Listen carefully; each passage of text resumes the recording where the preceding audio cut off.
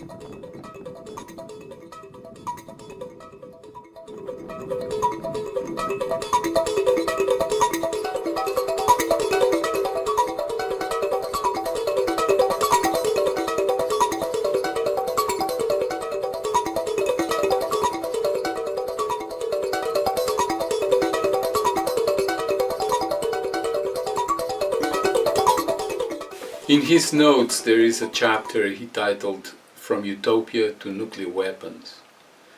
And although it's not absolutely clear what happened, but there seems to be a correlation between his desire to obtain satellite pictures of the area he was researching and his disappearance.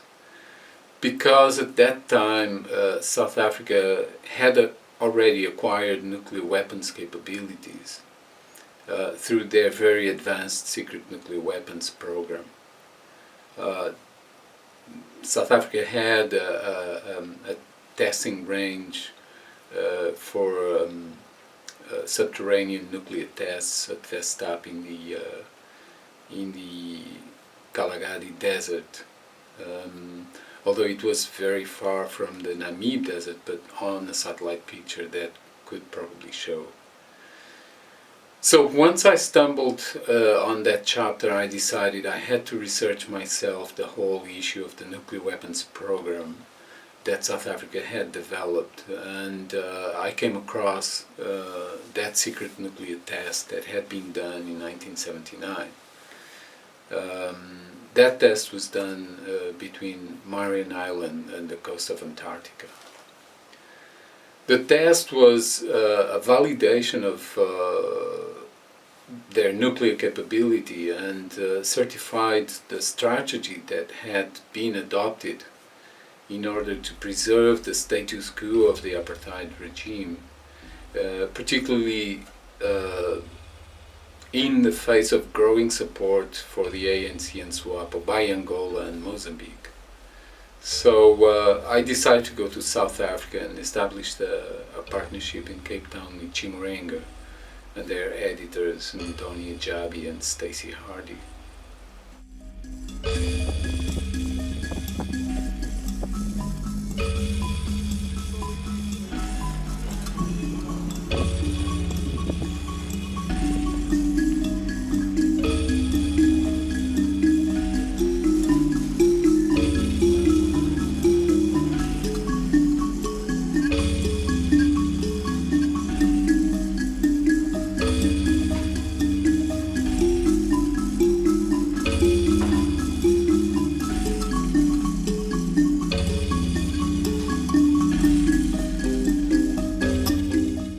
I think I can't get these two guys out of my head as I hear you speak. There's Monk, Thelonious Monk, and this saxophonist called Roland Russian Kirk. And these two guys have a thing with darkness, right? I mean, Monk is famous for one of Monk's famous phrases. I don't even know if it was his, but he made it famous. This thing about the concept that it's always night, right? That the status quo is actually darkness, essentially what you're saying. And that,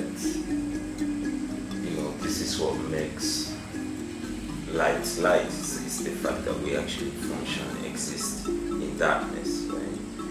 And Roland Russian Kirk also, his analogies related to darkness, like he had this fascination for the black notes on the piano, like he wanted to write,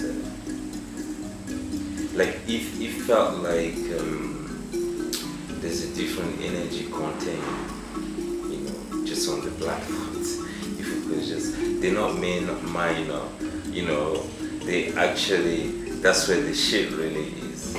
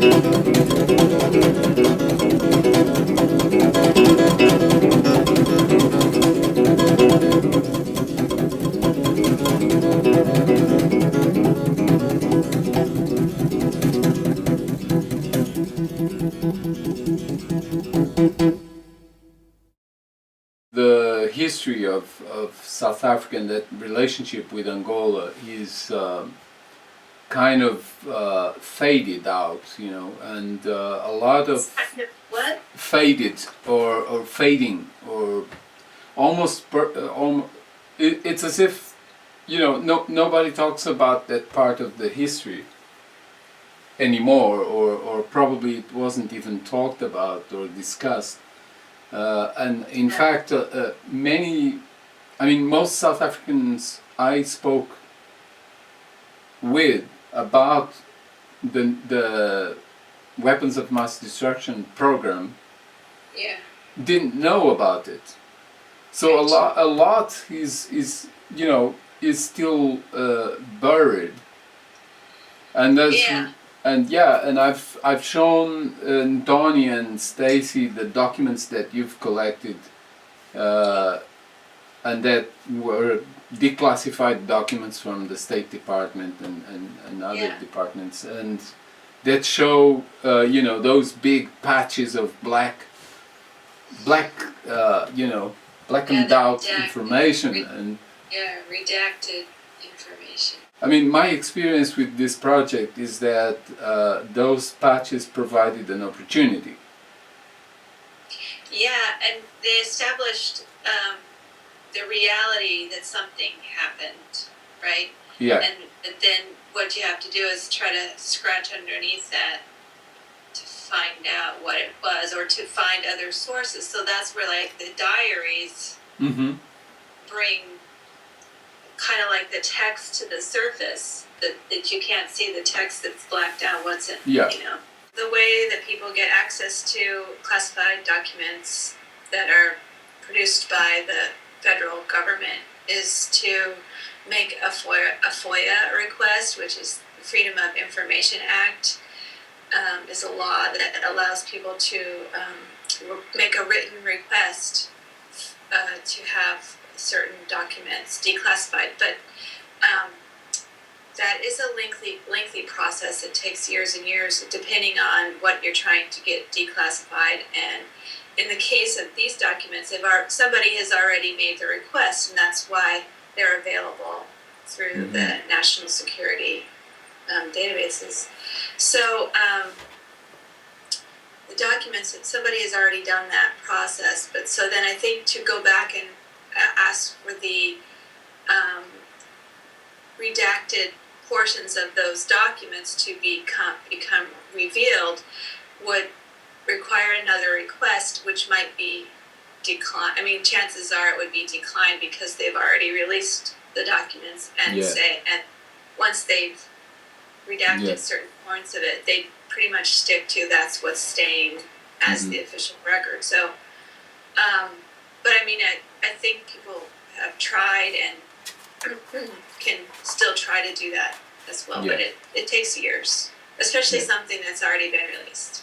Yeah. It's how do we then talk about these things that do not, in fact, that we know, but do not exist in the formal sense because they were never documented in that way.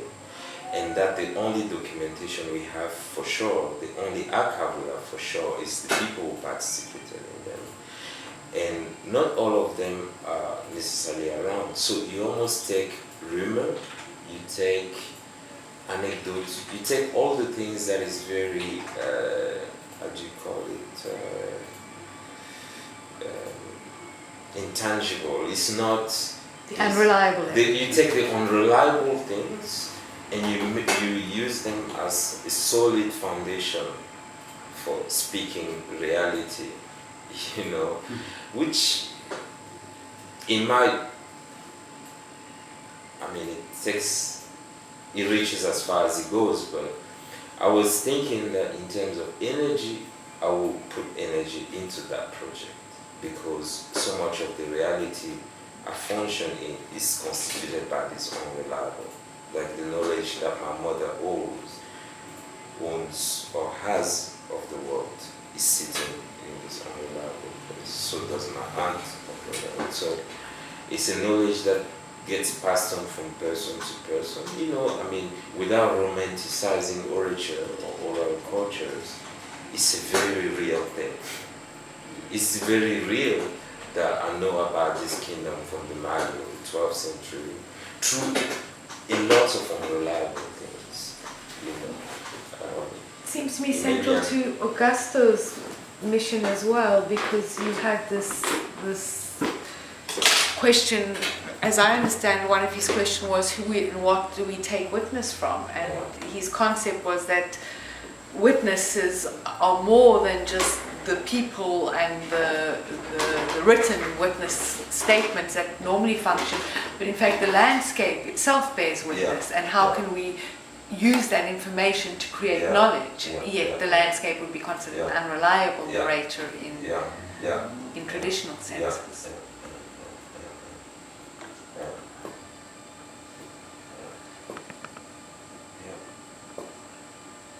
And I mean, it's a similar thing when I'm concerned about Lindsay and Vela as a reliable or unreliable, or if people see her because the way she as something unreliable. For me, it's a similar thing. She is not your scientific report on it, but rather the other kinds of knowledge that often actually reveal more than the scientific knowledge. The way to see the truth that in front of you and is embedded in all that scientific knowledge but is necessarily obscured for. I mean, this conversation we're having about the chronic, how does one take that knowledge that is considered acceptable, reliable knowledge and actually find the knowledge that lets us learn, because that does not necessarily contain anything that lets us learn or use it in a productive way.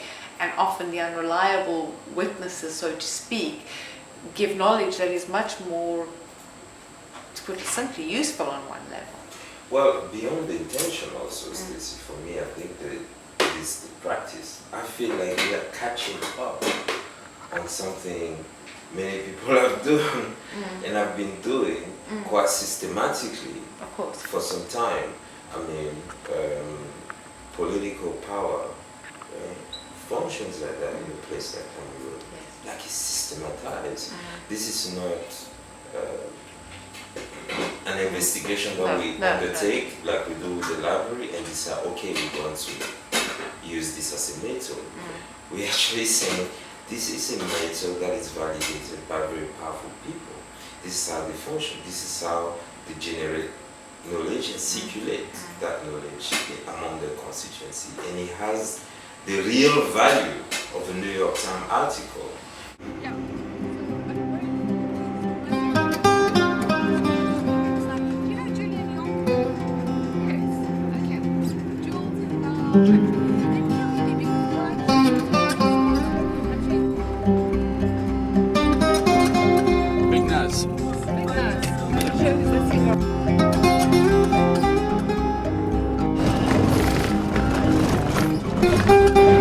Miles, can you pull over? Of course, just we can go by a little bit. Go back on the other road quicker.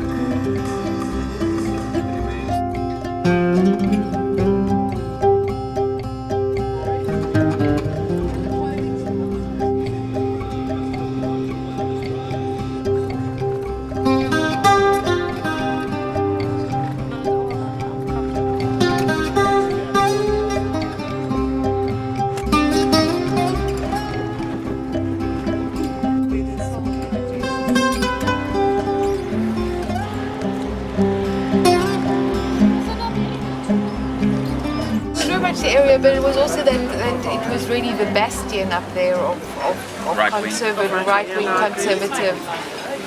conservative culture, and in order for them to sustain that system and sustain the whole nationalist identity, they had to build this fear of the other. It was absolutely essential, and so fear became very much part of government strategy of how do you instill fear in people. And of course the first port of call, or your first propaganda machine, is the school. And so it was really very much a system that was built on paranoia. You were taught that there was a terrorist threat. The word terrorist was thrown a lot. There were terrorists everywhere.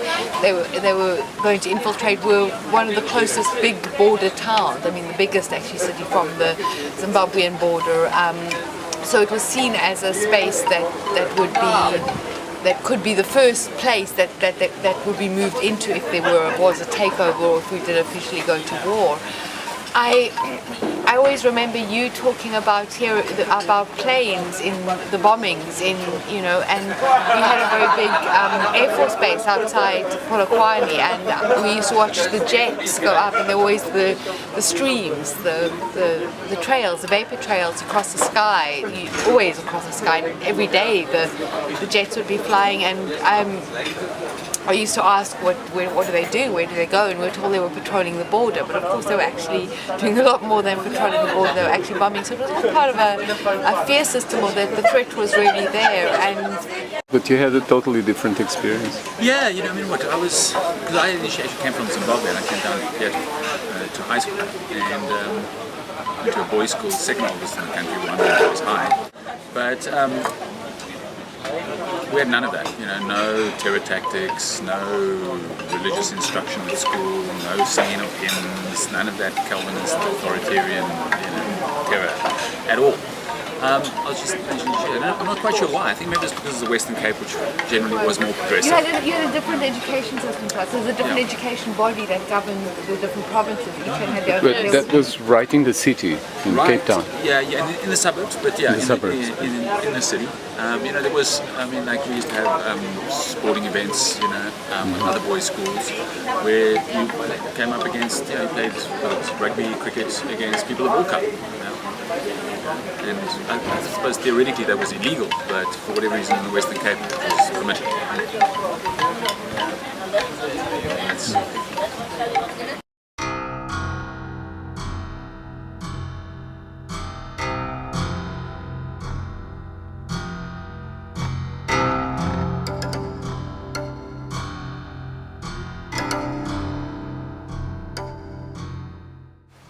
In the early 2000s, Stacey Hardy had started an extensive research on the various WMD programs that South Africa had developed up to the late 80s. And among several people she had interviewed, she had met Lindsay Roque. But it's important to note that anyone who was involved in these programs was under very strict confidentiality agreements or commitments. So they would say that they were under an oath, they absolutely couldn't talk about those issues, even though, you know, we were already in the new South Africa, in the democratic South Africa. Nevertheless, Lindsay Roque gradually revealed her participation in the 1979 secret nuclear weapon test off the coast of Antarctica. And before her death in 2005, she left Stacey her diaries of the trip, or describing the trip she had undertaken on that secret mission. And so the idea of writing a piece based on the diary of Lindsay Roque started taking shape. And obviously the field research had to be extended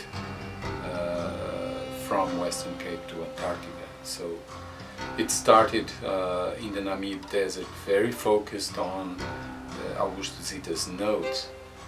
Then it went on to Western Cape in South Africa, and finally into Antarctica. So I basically made the trip to Antarctica and shot as much video as I could and recorded sounds, and then tried to, you know, follow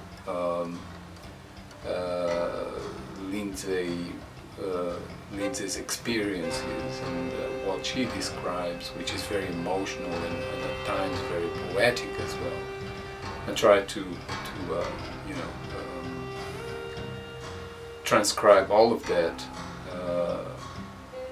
onto a score.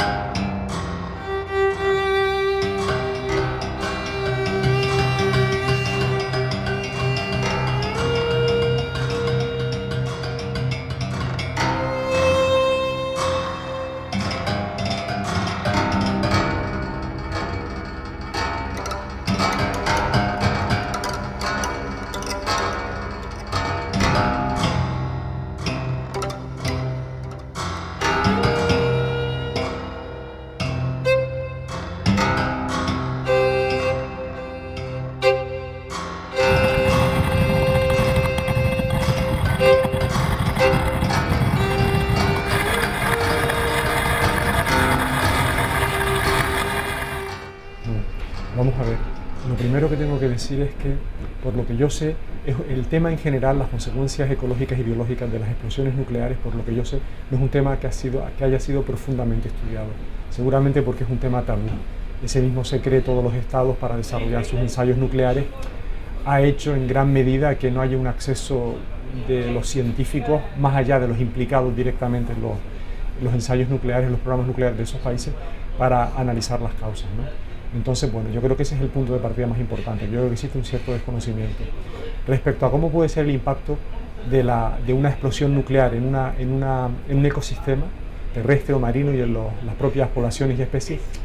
Qué duda cabe que es un impacto brutal, ¿no? Porque la liberación de energía que ocurre en ese momento es absolutamente brutal, casi incomparable con cualquier otro evento, ¿no? Y sabemos de las consecuencias de esa liberación de energía en seres vivos, fundamentalmente por los ejemplos de Hiroshima y de Nagasaki, en donde murieron una cantidad impresionante de personas, cientos de miles de personas que quedaron carbonizadas al instante, ¿no? Es evidente que todos los ecosistemas que fueron afectados por estas explosiones que estamos comentando, los individuos, todos se me ocurren aves marinas, que es una zona poblada de aves marinas, muy poblada, los seres vivos que vivieran en las profundidades más someras del océano austral o del océano Atlántico, sin duda iban a estar afectadas por ese desarrollo brutal, por esa liberación brutal de energía. Pero aún así, con eso posiblemente esta no sea la causa la consecuencia más importante. Seguramente la consecuencia más importante va a ser que se va a prolongar muchísimo en el tiempo y va a tener su razón en la producción de isótopos radioactivos de largas vidas medias que son absolutamente artificiales, ajenos a la naturaleza, los seres vivos no los conocen y que van a estar en el medio natural conviviendo con los seres vivos durante muchísimo tiempo, tanto como duren los periodos de desintegración. Las cadenas de estos lugares del mundo, de este océano austral, son cadenas tremendamente sencillas, donde básicamente todas están basadas en el krill. Este krill es el que mantiene fundamentalmente a las poblaciones de cetáceos, pero también a las poblaciones de aves marinas.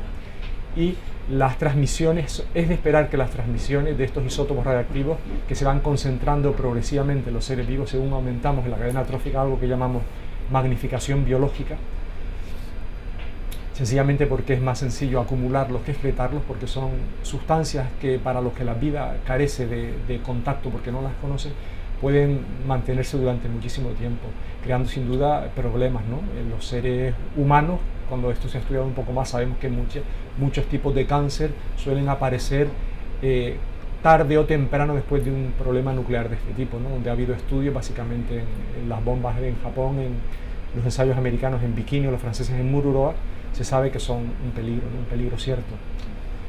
Es evidente que daños ha habido, es muy probable, si estamos hablando de que esto pudo ocurrir a finales de los 60, 70, es muy probable que en parte esos daños sigan por ahí y seguramente existe un análisis de las concentraciones de isótopos radioactivos nuevos que se hubieran creado a partir de la gran liberación de energía de este ensayo nuclear, seguramente estarían todavía presentes en muchos seres vivos, fundamentalmente en los seres más longevos, que precisamente en estos ecosistemas antárticos tienden a ser los mamíferos marinos, ¿no? Bien cetáceos o bien fósiles, ¿no? O sea, estamos hablando de qué escala de tiempo, 20 años, 40 años. No, yo creo que estamos hablando de escalas mucho mayores de tiempo. Algunos isótopos radioactivos tienen una vida media corta, pero sin duda hay otros que la tienen una media vida mucho más larga, y eso van a estar pululando, traspasándose de unos seres a otros, acumulándose en los tejidos grasos, precisamente, que estos animales, tanto cetáceos como fósidos o aves, están tremendamente necesitados de estos tejidos grasos para poder combatir el frío exterior, por lo tanto van a tenerlo durante mucho tiempo.